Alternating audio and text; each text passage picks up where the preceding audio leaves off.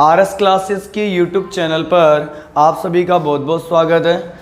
आज हम बात करेंगे कि किस तरह सोवियत संघ की व्यवस्था को पूंजीवादी संक्रमण की ओर ढाला गया और किस तरह से सोवियत व्यवस्था को ख़त्म करने के लिए अमेरिका या बाजारी ताकतों ने किस तरह से पूंजीवादी विचारधारा के प्रचार प्रसार के लिए कार्य किया। तो उसके लिए हम बात करेंगे। पहला जो टॉपिक आएगा वो आएगा अपना शॉक थेरेपी। तो हम शॉक थेरेपी की बात करते हैं। शॉक थेरेपी जो मॉडल था वो विश्व बैंक और अंतर्राष्ट्रीय मुद्रा कोष के द्वारा निर्देशित मॉडल था। इस मॉडल के अंदर सोवियत संघ की अर्थव्यवस्था को पूंजीवादी अर्थव्यवस्था में बदलने के लिए ये दोनों संस्थाएं कार्य कर रही थी। तो शॉक थेरेपी का अर्थ है धीरे धीरे परिवर्तन। शॉक थेरेपी का अर्थ क्या है? धीरे धीरे परिवर्तन, न करके अचानक या आमूलचूल परिवर्तन करने की जो प्रक्रिया है उसे शॉक थेरेपी कहते हैं।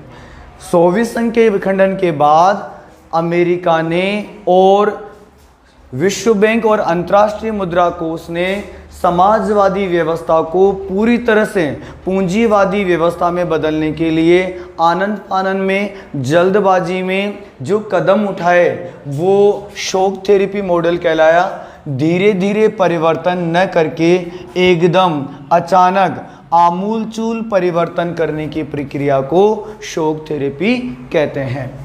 तो शॉक थेरेपी किसके द्वारा निर्देशित मॉडल था? विश्व बैंक और अंतर्राष्ट्रीय मुद्रा कोष का मॉडल था। ये जो परिवर्तन समाजवादी व्यवस्था को पूंजीवादी व्यवस्था में बदलने का जो किया गया, ये बाजारी ताकतें कर रही थी और इस तरह से सोवियत संघ की समाजवादी व्यवस्था को पूंजीवादी व्यवस्था में अचानक बदला गया। प्रभाव क्या पड़ा? तो शॉक थेरेपी से रूस की पूरी अर्थव्यवस्था तहस नहस हो गई, अर्थव्यवस्था वहाँ की चरमरा गई। तो पहला प्रभाव है रूस के पूरे क्षेत्र की अर्थव्यवस्था तहस नहस हो गई।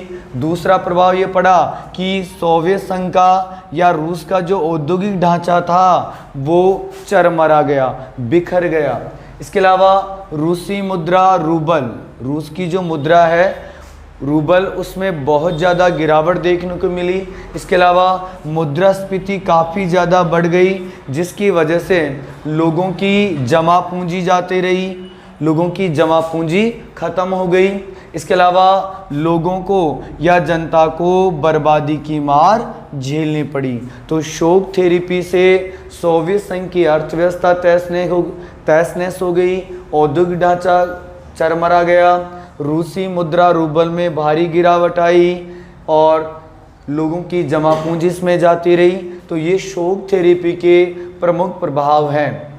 इसी तरह से अगला टॉपिक बनता है कि सोवियत संघ के इतिहास की सबसे बड़ी गेराज सेल किसे कहा जाता है। गेराज सेल के रूप में ये बात सामने आई कि सोवियत संघ की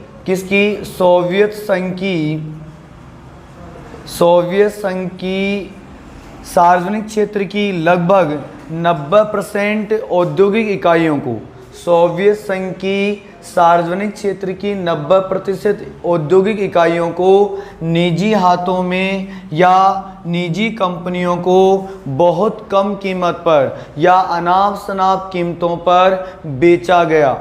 तो सोवियत संघ के इतिहास की ये सबसे बड़ी गेराज सेल थी, जिसमें बाजारी ताकतों ने सोवियत संघ की अर्थव्यवस्था को पूंजीवादी अर्थव्यवस्था में बदलने के लिए वहाँ की 90% औद्योगिक इकाइयों को निजी हाथों में या निजी कंपनियों को बहुत कम कीमत पर या कह सकते हैं अनाप शनाप कीमतों पर बेच दिया गया। तो ये घटना ही सोवियत संघ के इतिहास की सबसे बड़ी गेराज सेल या हम कह सकते हैं एक बड़ी सेल कहलाती है, जिसमें सोवियत संघ की औद्योगिक इकाइयों को बहुत कम कीमत पर या अनाप शनाप कीमतों पर बेचा गया था। और ये सारा जो घटनाक्रम था, ये सारा घटनाक्रम बाजारी ताकतें कर रही थी। इसके बाद में हम बात करेंगे कि सोवियत संघ के विखंडन या उससे पहले भारत और सोवियत संघ के मध्य कैसे संबंध थे? तो शीत युद्ध के समय भारत और सोवियत संघ के मध्य काफ़ी अच्छे, गहरे और मधुर संबंध थे। बहुआयामी संबंध दोनों देशों के मध्य थे। तो भारत और सोवियत संघ के मध्य शीत युद्ध के समय कैसे संबंध थे? बहुत गहरे संबंध थे, बहुआयामी थे। आर्थिक, राजनीतिक, सैन्य और संस्कृति के क्षेत्र में दोनों देशों ने काफ़ी महत्वपूर्ण समझौते किए और सोवियत संघ ने हमारी इन सभी क्षेत्रों में हर समय मदद की। जब कोई देश भारत को अपनी तकनीक, अपनी सहायता देने के लिए तैयार नहीं था, तब सोवियत संघ ने भारत की मदद की। तो भारत के संबंध आज भी काफ़ी मधुर है और भारत और सोवियत संघ को अपना सच्चा मित्र मानता है और उसने संकट के समय भारत की काफ़ी मदद की है। तो हम दोनों के संबंधों को समझेंगे। पहला जो संबंध का क्षेत्र है वो है आर्थिक क्षेत्र। आर्थिक क्षेत्र में सोवियत संघ ने भारत की सार्वजनिक क्षेत्र की कंपनियों जैसे बोकारो, भिलाई, विशाखापट्टनम में लोहे इस्पात उद्योग या भारी उद्योग लगाए गए थे।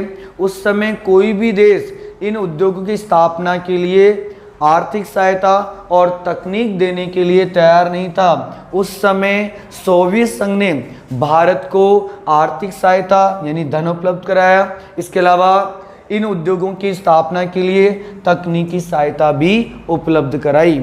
जब भारत में विदेशी मुद्रा की कमी थी, तब सोवियत संघ ने रुपये को आधार बनाकर भारत से व्यापार किया। तो इस तरह से आर्थिक क्षेत्र में भारत और सोवियत संघ के मध्य मधुर और अच्छे संबंध थे और आज भी काफ़ी मधुर और अच्छे संबंध दोनों देशों में है। अगला क्षेत्र की बात करते हैं। राजनीतिक क्षेत्र में भी भारत और सोवियत संघ के मध्य अच्छे संबंध है। इसकी बात हम करते हैं कि जब भी कश्मीर मुद्दा आता है तो सोवियत संघ संयुक्त राष्ट्र संघ में भारत के रुख का समर्थन करता है। वह कश्मीर को भारत का अभिन्न अंग मानता है और भारत के कड़े रुख का वो समर्थन करता है। तो कश्मीर मामले पर संयुक्त राष्ट्र संघ में सोवियत संघ भारत के रुख का समर्थन करता है।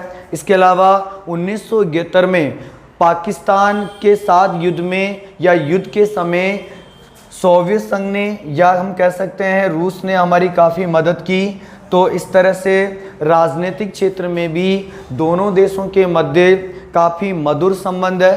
तो भारत भी अप्रत्यक्ष रूप से सोवियत संघ की विदेश नीति का समर्थन करता है। इसी तरह से हम बात करेंगे सैन्य क्षेत्र में। सैन्य क्षेत्र में भी सोवियत संघ ने भारत की काफ़ी मदद की है। जब संकट के समय कोई भी देश अपनी साजो सामान देने के लिए, अपने अस्त्र शस्त्र, सैन्य उपकरण बनाने की तकनीक देने के लिए तैयार नहीं था, तब सोवियत संघ ने भारत को सैनिक साजो सामान उपलब्ध कराए, कई समझौते किए, जिसके कारण भारत संयुक्त रूप से सैन्य उपकरण या सैन्य संसाधन तैयार कर पाया। तो सैन्य क्षेत्र में भी सोवियत संघ ने हमें सैनिक साजो सामान उपलब्ध कराए। इसके अलावा कई महत्वपूर्ण समझौते दोनों देशों के मध्य हुए और उन्हीं समझौतों की वजह से भारत और सोवियत संघ की सहायता से सैन्य उपकरण तैयार कर पाया। इसी तरह से संस्कृति के क्षेत्र में भी दोनों देशों के मध्य काफ़ी अच्छे संबंध है। भारतीय फिल्में, संगीत या किताबें सोवियत संघ में काफ़ी ज़्यादा पसंद की जाती है। भारतीय लेखकों और कलाकारों ने सोवियत संघ की कई बार यात्राएं की है। तो शीत युद्ध के समय भारत और सोवियत संघ के मध्य मधुर और अच्छे संबंध थे, बहुआयामी संबंध थे। तो इस तरह से दो ध्रुवीयताओं का अंत सोवियत संघ के विखंडन के बाद में हुई और पूरे विश्व में एक महाशक्ति उभर के सामने आई, वो थी संयुक्त राज्य अमेरिका। इसके बाद के दौर की बात करेंगे तो बाद में भारत और सोवियत संघ के मध्य जो संबंध थे वो अच्छे बने रहे, लेकिन भारत और अमेरिका के प्रति जो दृष्टिकोण थे उनमें काफ़ी ज़्यादा बदलाव आया और अमेरिका ने भारत के प्रति कठोरात्मक रवैया अपनाया, जिसके बारे में हम अगले लेसन में बात करेंगे। धन्यवाद।